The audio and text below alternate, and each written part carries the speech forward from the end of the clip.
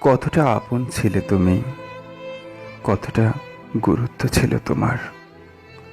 বুঝিনি তার ছিলে কণাও, ছায়ার মতো রাখতে পাশে পাশে, শীতলতার চাদরে গেড়ে মাথার ছাদ হয়ে তুমিই ছিলে।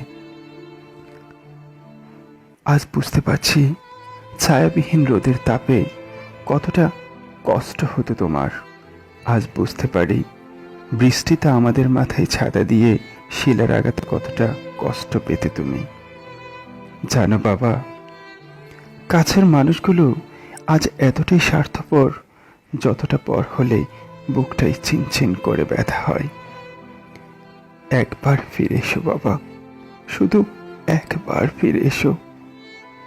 আজ প্রচণ্ড মনে পড়ছে তোমায়, প্রচণ্ড কান্না পাচ্ছে তোমার জন্য, প্রচণ্ড ইচ্ছে করছে তোমার পাটা ছোঁয়ার জন্য, প্রচণ্ড ইচ্ছে করছে তোমার মাথায় ছাতাটা ধরার জন্য।